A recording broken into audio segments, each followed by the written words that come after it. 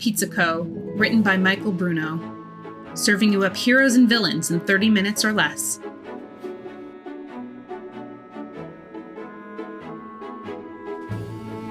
Exterior, establishing shot, coastal city, day. An overhead view of the city shows equal parts metropolitan area, dense forest, and rocky valleys. Megalopolis, the city where legends are reality. Exterior, skyscraper rooftop, day. Superhero number 1, 30, wears a white suit and red cape while standing stoically atop the tallest building in the city. Here, heroes watch over the city. Exterior, mountainside road, day. Cars swerve out of the way as giant boulders careen down toward them. Superhero number 2, 25, a beefed-up woman wearing nothing but high-waisted spandex, a sports bra, and wrestling boots, jumps into action. She punches a huge rock into dust right before it smashes an overweight soccer mom's SUV. Protect its citizens. Interior, subway car, day.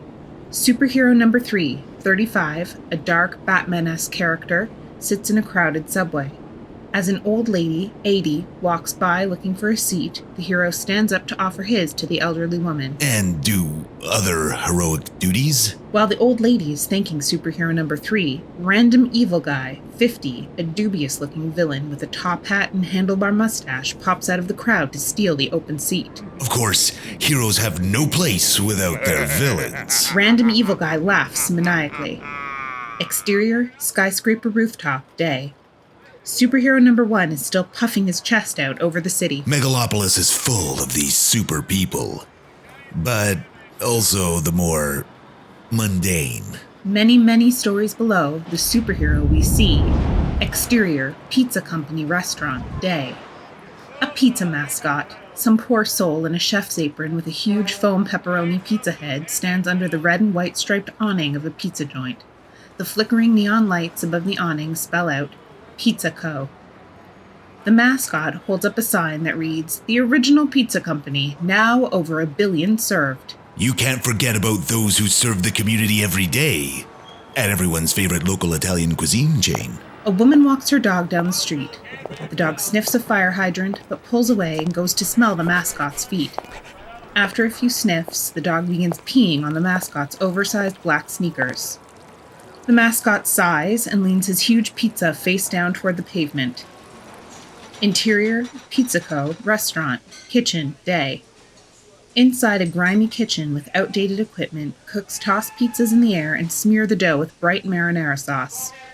Devon, 25, a tall, lanky delivery driver, sits on a counter half asleep, resting his head against his hand. He wears a polo shirt and baseball cap, both of which have the Pizza Co. logo. Harold, 40, a short and hairy man, stands beside him. He wears the same uniform, but also a goofy smile across his face. Not a single delivery all day, huh? Ever since that Easy Eats app came out, we've barely gotten any orders. I guess when you could order anything to your door, pizza delivery just isn't that exciting. Whatever. Now I can just sit here and wait for it to end. Your shift? Or my life, whichever comes first. Mr. Cecil, 55, stomps his way to the two drivers with a steaming pizza box in hand. His bushy Italian mustache nearly covers his mouth, and his belly hangs out of a sweat-covered sleeveless undershirt. Get your ass up, Devon. I have an order for you. Some gross bastard ordered a double pepperoni with 4 sides of garlic butter. They say that garlic butter is like crack. Oh, can't Harold take it? At your service, sir. Mr. Cecil hits Harold with the pizza box. Don't let Devon bully you around, you disgusting hobbit. Harold stands up straight and salutes Mr. Cecil. Yes, sir. Anything for you, sir. Mr. Cecil looks at Harold with utter disgust and disappointment. Listen, Devon, I hate my job as much as I hate my life too, but I don't sit around complaining about it. With 2,000 stores all over the world, I'd be damned if I let the first pizza company go under because of some good-for-nothing drivers. I get it. Just give me the pizza. Devon reaches out to grab the pizza, but Mr. Cecil pulls the delivery away. Now, let's make this more interesting. If you deliver this pizza on time, I'll let you off for the day. Deal. But if I get a call from the customer that you were even a little over the 30-minute deadline, that the cheese is smushed to the top of the box, or even if this greasy customer says 1 pepperoni is out of place, I get to have the sweet release of firing you then and there. Sounds like a win-win for me. Harold jumps between them. You can't do that. This isn't a game, Mr. Cecil. This is pizza we're talking about. I've been trying to get rid of you drivers ever since that phone app Easy Eats came out. If we just let them deliver our food, I wouldn't have to deal with you two. But corporate is stuck in their ways. Maybe firing one of you over incompetence would help my case out. Harold turns to Devon. It's too dangerous, Devon. You can't go alone. You can go with for all I care. But if y'all screw up, I get to fire you both. Harold stands up straight with his game face on. Hear that, Devon? We are going on this adventure together. Do you trust me as your right-hand man? Whatever. Harold grabs the box and marches past Devon. Before getting all the way past, Devon snags the receipt stapled to the box and studies it for the address, then the ordered time, 2:30 p.m. He then checks his watch, 2:33 p.m. We have 27 minutes and it's right down the street. How can we possibly mess this up? You idiots will find a way. I call shotgun. Interior, exterior, city street, Devon's car, day. A 1997 Ford Taurus clanks and squeals down a city street with heavy but steady traffic. A billboard on the side of a building shows a picture of a phone and reads, "Eat fast, eat anywhere, eat easy. Download the Easy Eats app now." Devon curmudgeonly sits over the wheel while Harold joyfully gazes out the window in the passenger seat.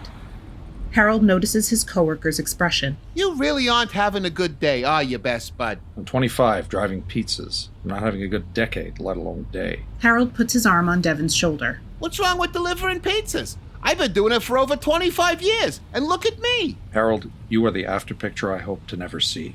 If you don't work behind a desk, you are a certified failure. What do you mean by working behind a desk? But you go to work every day with your briefcase, sit at a desk, do business. I guess that does sound pretty fun. Kaboom! The earth shakes and rubble falls down from the skyscrapers overhead. Cars honk and pull over to the side. Both Devon and Harold lean down to cover their heads, but stay on the road and take this opportunity to pass some more cautious vehicles. What the hell was that? Harold leans forward to look up through the windshield. Exterior skyscrapers, day. A huge hole has been pounded into the top of the skyscraper with rubble pouring out. Nuclearsaurus, 40, a horrendously deformed T-Rex with long, buff arms, glows neon green and hovers over the destroyed building. You had enough, Captain Force? Captain Force, 35, a stereotypical superhero with the jawline of a Greek god, pulls himself out of the rubble. He wears spandex, a cape, and a bold CF on his chest. Nice shot, Nuclearsaurus, but justice will never let me give in to an unstable, prehistoric shit like you. Interior, exterior, city street, Devon's car, day. Harold is entranced by the action overhead. No way! What? It's Captain Force, and he's fighting Nuclearsaurus, his archenemy. Oh, just some stupid superhero stuff. Uninterested, Devon leans back, deep into his seat.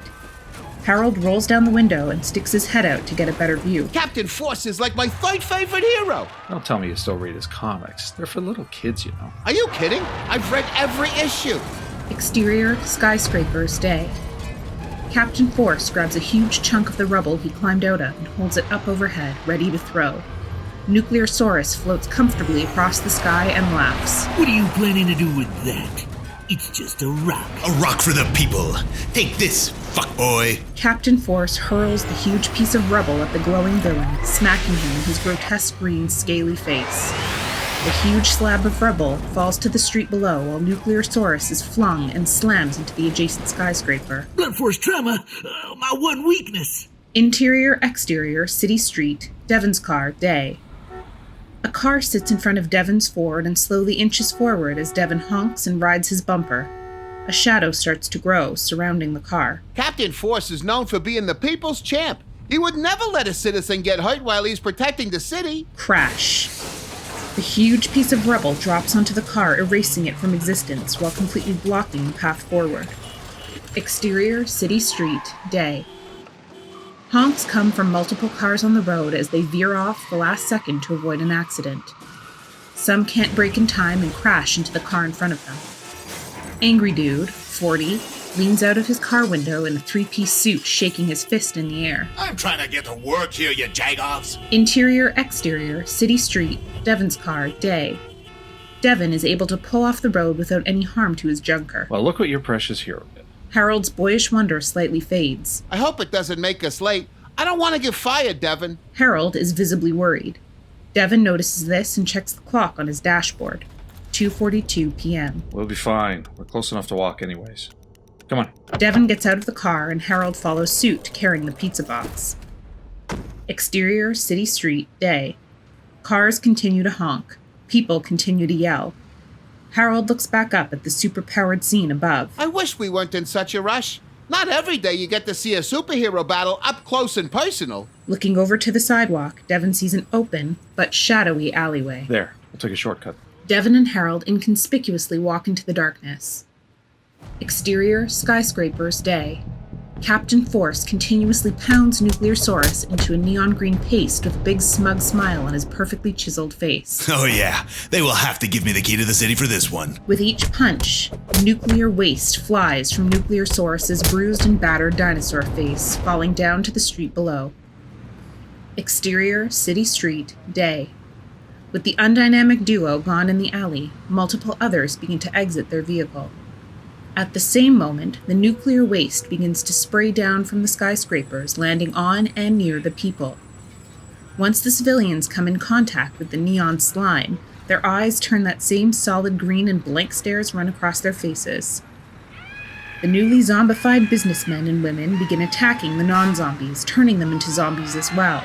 The whole ordeal brings on multiple loud screams. Exterior, alleyway, day. Devon and Harold stroll down a dingy alleyway. Garbage sprayed across the ground, cockroaches and rats fight for territory, and graffiti of multiple superheroes giving the bird fill the building sides. A scene that might bother others can't take away the boyish smile that has come back to Harold's face as he still tries to get a glimpse of the fight overhead. Devon, on the other hand, can't care enough to be troubled. Even the sound of faint screams can't change their expressions. Are you really just content delivering pizzas for the rest of your life, Harold? Harold breaks his focus above to talk to Devon. I think of each delivery as their own adventure. Makes me feel like a hero to serve the hungry people of this city. Why would I want to do anything else? Devon rolls his eyes at Harold's naivety. Suddenly, pitter-patter comes from the darkness behind the two. Both quickly turn around and see bright green eyes glowing in the shadows. Harold? What is that? As the green eyes get closer, each set is revealed to be the people on the street from earlier, now with blank stares and arms stretched out in front of them. While terror fills Devon's face, Harold brightens up, excited at the scene. Nuclear zombies! That villainous Nuclearsaurus must have used his mind control sludge on the poor citizens of Megalopolis. How cool! Devon nervously backs up, being sure to keep his eyes on the horde. What's a nuclear zombie? The zombies begin to close in on the duo. Oh, same as normal zombies. They eat your brains and stuff. Devon grabs Harold by the arm and pulls him away, running from the dozens of brain-hungry civilians. Come on!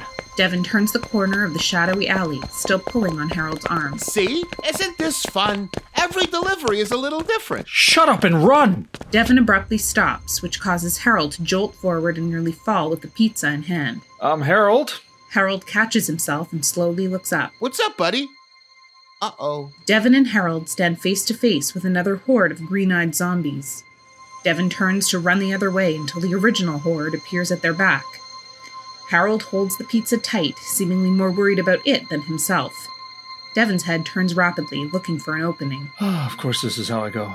Dying to some stupid superhero crap with a comic book nerd by my side. You haven't happened to read about their weakness, have you, Harold? Devon's comment sparks a sudden insight in Harold. Of course! The garlic butter! Harold opens up the box of pizza and takes out one little container of garlic butter. He points it at the horde and squeezes it, spraying garlic-smelling grease all over the zombies. The zombies begin to burn and stumble around in agony. While Harold celebrates his victory with a fist pump, Devon spots an opening in the horde. He grabs Harold's arm and runs through the dazed zombies out to the street on the other end of the alleyway. Exterior, red brick street, day. Devon runs out, pulling Harold by the arm. They both stop to catch their breath. They're on a street lined with red brick apartments. There are a few zombies scattered around. You actually saved our lives. You saved my life. Harold gives a satisfied grin and puffs his chest out, feeling like a hero. Are nuclear zombies allergic to garlic? Like vampires or something? Don't be ridiculous. Their atomic structures are just too unstable to handle the potency of Pizza Company's garlic butter. Now, how are we doing on time? Harold grabs Devon's arm that holds the watch and turns it over to read the time. 2:53 p.m. Zoom! Captain Force himself comes down from the skies across the street from Devon and Harold and sees the handful of zombies scattered around. He begins heading towards one of the zombies that appears to be an elderly woman. Isn't that... A high-pitched, excited squeal comes out of Harold's mouth. God, that costume looks even dumber in person. Can you imagine going out in public with spandex on? He must be here to turn those poor people back to normal. Pow! With little to no effort, Captain Force punches the old lady zombie in the face so hard that her head comes clean off, green blood spattering all over Captain Force. The head rolls towards Devon and Harold. Both have pure horror in their eyes as they look down at the head. Eyes wide and never blinking, the two slowly look up and link eyes. All right, evildoers. Who's next? The zombies scatter, somehow with fear in their lifeless faces. Captain Force begins to chase them down when Harold runs out, pizza still in hand, right to Captain Force. Wait, Captain Force? They're just people. Devon starts chasing after him. Harold, no! Captain Force stops his pursuit at the sight of Harold. Oh, we got a volunteer. Captain Force winds up for a super punch at maximum power. He begins the motion, aiming right at Harold's pudgy face. It's not a zombie, you idiot! With his fist inches from Harold's face, Captain Force stops his devastating blow. Wait a second. You aren't a glowing green zombie. You're just fat. Harold stops in front of him, panting. You can't fight the zombies. They're just regular people that Nuclearsaurus mind controlled. What are you talking about? They're zombies. They're like one of the 3 kinds of villains that I can just wail at without getting in trouble. Same goes for robots and aliens. See? Green blood. Captain Force, still covered with this neon blood, points at the decapitated old lady as neon green blood pours out of the open neck. Harold's face turns the same green with nausea. Ooh, is that pizza? Captain Force opens up the pizza box Harold holds and takes out a slice.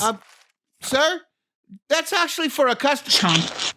Captain Force takes a big bite out of the double pepperoni with his green blood-filled hands. Damn, that's pretty good. Harold's face goes from nauseous to starry-eyed at satisfying his idol.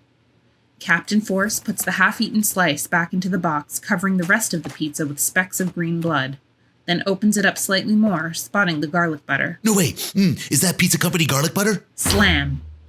Devon shuts the pizza box so Captain Force can't take any more food. Hey, Mr. Force, whatever. I think I hear an old lady in a tree somewhere. Maybe you should help her. Or punch her head off. Yeah, you're probably right.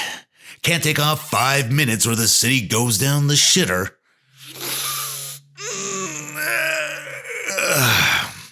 All right, dorks. Smell you later. Captain Force blasts off, flying high into the sky. Harold follows him with his eyes, not sure how to feel about the encounter. What a douchebag. Devon sees that Harold's world is now a confused mess, and a glimpse of sympathy sneaks its way through. He looks at his wristwatch, and his eyes open wide. 2:57 p.m. Come on, Harold, we have to go. 3 minutes before we get fired, and we're still a few blocks away. The two begin to run down the street, weaving around the scattered zombies.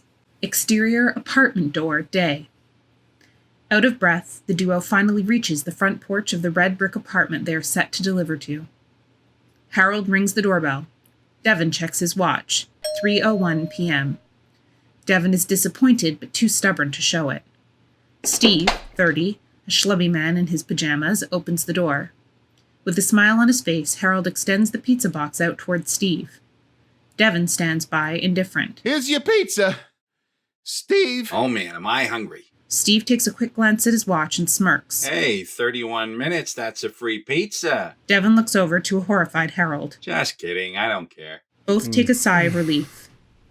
Steve reaches out and lifts open the box, revealing a pizza splattered with neon blood and a half-eaten slice poorly placed back in its spot. Oh, sorry about that, sir. We had some difficulties getting over here. No worries, pizza's good. I don't mind you taking a bite. Devon looks confused and slightly disturbed. Steve reaches for his wallet and is about to shut the box when he peeks something out of the corner of his eye and opens it again for a better view. Hold on. There are only 3 garlic sauces. Oh, sorry. We had to use one on our way up. I understand taking a quick bite out of a good pie. I understand being slightly late. But no righteous person, no sane human would dare use another man's garlic butter. How am I supposed to eat this pizza without that kick of garlic and lubrication of butter sliding down my throat, oh, so savory-like? Devon points at the other 3 sauces. You got 3 more right there, my guy. How much butter do you need? You must be bad at math, because that would mean I have less than 1 container of garlic butter per 2 slices. You don't expect me to ration out 1 container over 3 slices, do you? Dare I say I do? Well, I'm not paying. I knew I should have ordered from Easy Eats. Door slams. Exterior, Pizza Co. Restaurant, day. The pepperoni pizza mascot still stands out in front of the restaurant. His big black sneakers have plastic grocery bags over them. The sign the mascot holds now reads, "Please don't pee on the mascot." A bird flies overhead, which causes the mascot to look up. The bird drops a white and green poop right on the pizza head. The mascot throws the sign at the ground and gives a muffled scream through the mask.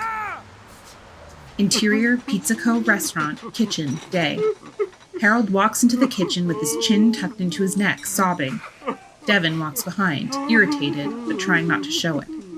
Mr. Cecil comes running toward the two. Devon! Yeah, I get it. I'm fired. Fired? You need to go upstairs to Mr. Pizza's office right now. Devon looks confused while Harold perks his head back up. Mr. Pizza wants to see you? Who the hell is Mr. Pizza? And why does he want to see me? The mysterious owner of Pizza Company. He never lets anyone in his office. I don't know why, but you better hurry up. Mr. Pizza doesn't like to wait. What about Harold? Oh, he's fired. Big time. Harold sinks right back down into his hands and sobs louder. Devon turns around, revealing a door marked stairs, with an arrow pointing up and words under it reading Pizza Co. Corporate Offices. He turns back to look at the distraught Harold. You can't just fire him. You're right there with him if you don't go up those stairs. Harold peeks out of his hands that have gathered pools of tears. Don't worry about me, Devon. The garlic butter was my fault anyways. Devon hesitates for a moment, looking at Harold with deep concern, then turns and runs to open the door and quickly steps up the stairs. Exterior, Pizza Co. Restaurant, day. The mascot is on his knees, covering his head as dozens of birds circle overhead, dropping poo bombs. The mascot peeks upward, revealing the birds and also the multiple levels of office building that sit above the pizza restaurant. Interior, office space, day. Devon enters the office, sweating and out of breath. Rows of perfectly aligned, identical cubicles fill the room. Workers type away on computers. Grays, beiges, and whites cover the space. Devon gazes at the room with glorious wonder in his eyes. Oh, now this is where important people work. A secretary, 35, stands in front of Devon, holding the office door open. She's dressed in a pantsuit and stands properly with a clipboard in hand. Mr. Devon? Mr. Devon, are you all there, sir? Devon snaps out of his wonder. Yes, ma'am. Then please, follow me. The secretary steps in front of Devon and begins to walk toward a colorful door decorated with pizzas labeled Mr. Pizza's Wonderland. Devon straggles behind, peering over cubicle walls to look at all the miserable workers when he notices a short, stout man with pit stains on his shirt. Devon's eyes slowly shift from wonder to guilt as he's reminded of Harold. The secretary opens the door to Mr. Pizza's office. Interior, Mr. Pizza's office, day. Opening the door reveals a pizza wonderland of obnoxious proportions. The room is the size of a small gymnasium with grass floors and a ceiling 3 times as high as the office space. Tall flowers with heads of pizzas, calzones, and strombolis are scattered around the grass. In the back of the room lies a tall cheese fondue waterfall. Occasionally, pepperoni logs will flow down the melted mozzarella. Devon looks around in uncomfortable confusion. Mr. Pizza, 40, a wannabe Willy Wonka, sits up high at a desk shaped like a brick pizza oven. He scribbles away on a scroll with a pen shaped like a pizza paddle. The secretary shuts the door behind herself and Devon. The noise catches Mr. Pizza's attention. Oh, jolly, you're here. Mr. Pizza jumps down from his high chair and quickly shuffles toward Devon.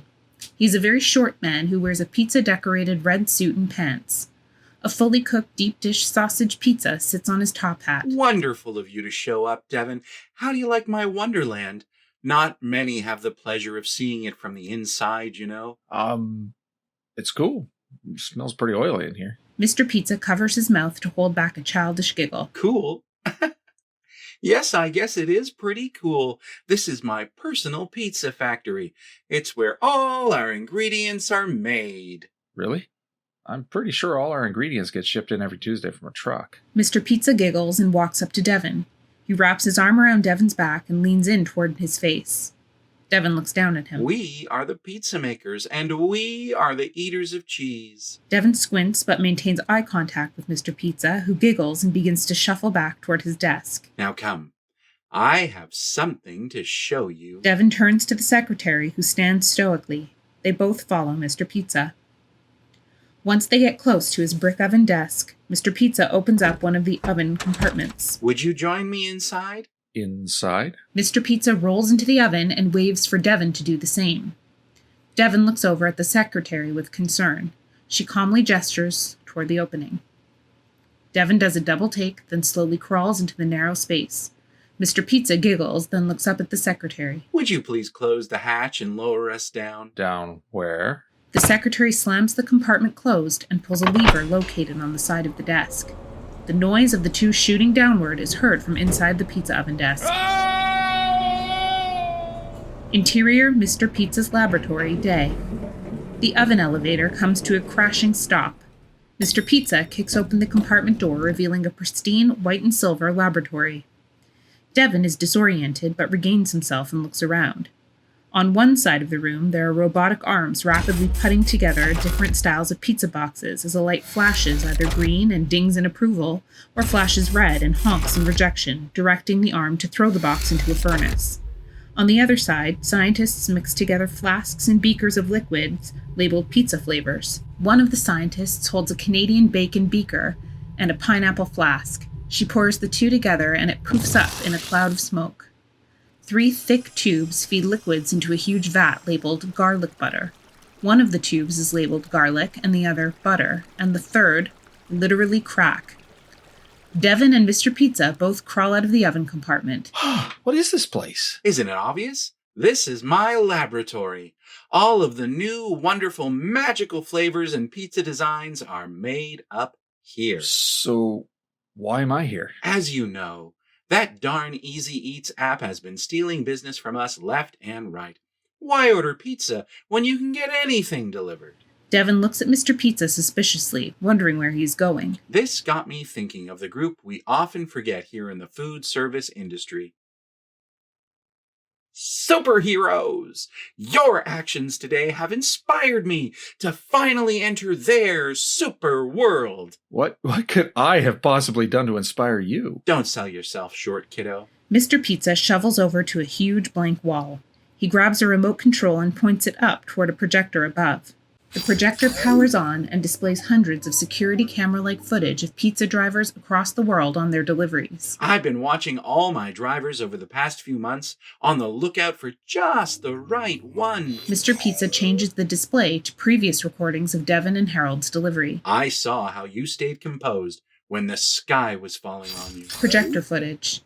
As the car in front of Devon is crushed by the falling rock from above, Devon's face barely changes, with only his eyes widening. How you escaped the horde of those mindless zombies. Projector footage. Devon pulls Harold away from the neon green zombies in the alleyway. And most of all, when you shut that box on a most powerful hero. Projector footage. Devon slams the pizza on Captain Force. That is the kind of confidence we need for this project. Someone who isn't too concerned with self-preservation. What project? The display now shows concept art of a sleek red and yellow superhero costume with a chest emblem of a pizza sliced into 8 pieces. The top of the screen reads, "The Hero, Pizza Man." You, my fine sir, are going to become a superhero. Superhero? No, you must be mad if you think I'm going to fight those monsters. While Devon and Mr. Pizza are talking, 2 scientists mix chemicals in a vat behind them. Fight? You're misunderstanding. You won't be fighting anyone. Feeding, rather. A super delivery boy, filling the stomachs of the most powerful heroes in the city. Puff of smoke comes out of the vat behind them, and out comes a monstrous Cronenberg-esque slice of pizza as big as a person with a face and sharp teeth. Neither Devon nor Mr. Pizza notice as the monster chases the scientists off screen. Don't all these superheroes live up on top of mountains or under the sea, up in clouds and crazy places like that? Indeed. I'm not doing that crazy shit. Why don't you get Harold? He loves that superhero crap. Harold has a lot of heart, yes, but he is too emotionally attached. We need someone who lacks emotion. Someone like you. Oh, forget it. No, I just want to live a normal life, work behind a desk. Is that too much to ask? Mr. Pizza puts his head down. Too bad. I really thought you were the one. If you really want a position opened up in the office, it's as a paper filer, putting papers in alphabetical order all day. The pizza monster runs back, this time getting chased by the scientists with a net and cattle prod. They chase it off screen the other way. Devon is elated with the thought of his new position. Wait, really? You would give me a job like that? You could have done so many great things. Maybe we should just let Easy Eats deliver our pizzas. Mr. Pizza clicks the projector back to the security footage of the other drivers. Devon's excitement quickly dissipates as he sees spy footage of Harold walking to his moped, putting on his helmet. Terminated flashes over Harold's screen. Wait, you can't let Mr. Cecil fire Harold. He loves his job. Sorry, but we might not have any drivers soon. Devon takes a moment to think. His face becomes more and more guilty. What if he becomes my sidekick? Excuse me? I can't believe I'm saying this, but what if we do this together, as a team? Once Harold proves he can deliver pizzas without getting too attached to the heroes, he can take the reins, and I can step down into that comfy office job. Mr. Pizza perks up in utter excitement. Of course. You will be Pizza Man, and he will be Pepperoni Boy. It's perfect. Mr. Pizza jumps up and down. He drops the remote, causing the projector to skip to a slide revealing blueprints for a Batmobile-type car with turbojets and retractable wings. Holy shit, do I get to drive that? I wish. Unfortunately, no room in the budget for the car. I got some stickers for yours, though. Mr. Pizza pulls out flame and pizza decals from his suit. Devon sighs. Figures. The monster comes on screen one last time, still being chased, and throws itself through the wall of the lab, creating a pizza-shaped hole that reveals the city outside. Exterior, Pizza Co. restaurant, day. The pizza monster has landed on the pizza mascot, and they both lie on the cement in front of the restaurant. The pizza mascot looks up and just shrugs, accepting his fate. Exterior, parking lot, day. Devon peels the back off pizza and flame-shaped car stickers. He is wearing a ridiculous costume that resembles pajamas more than the slick outfit Mr. Pizza presented. It seems to fit 3 sizes too big. His sleeves dangle, and the over-the-tights underwear slouch down. He leans over and cautiously tries to place the decals on his car without any air bubbles. You mean it? You really mean it? We are going to be superheroes? Harold wears a similar outfit with pride, this one having a pepperoni log as an emblem. It tightly hugs his bowling ball frame, while his sleeves and pant legs are cut way too short, revealing his hairy limbs. If you count wearing pajamas and delivering pizzas as a superpower, then yes. Harold steps 1 foot on the curb and places his fists on his hips. He raises his double chin heroically and puffs out his man boobs. Then I proclaim my duty as right-hand sidekick to the noble and just Pizza Man. I am Pepperoni Boy. Evildoers beware, because no hero will be fighting on an empty stomach anymore. Mr. Cecil runs out the door waving an order slip. You better get that car ready. You got your first delivery as Super Zero. Please, tell me it's the superhero that lives in the condominiums down the street. Mr. Cecil struggles to read the name on the receipt. Nuclearsaurus? No way! Isn't that the horrifying toxic waste dinosaur that created an army of flesh-eating zombies? That's the one! Wait, isn't he a villain? Mr. Pizza didn't tell you we're delivering to villains too, did he? Devon sinks down, immediately regretting his decision to take part in this nonsense. Awesome. I always thought the villains were cooler anyways. God damn it. Mr. Cecil grabs his greasy stomach and heckles to himself. Exterior, Devon's car, highway, day. Devon speeds down the highway, changing lanes and cutting people off with little caution. Smoke puffs out of the car's exhaust pipe. The end.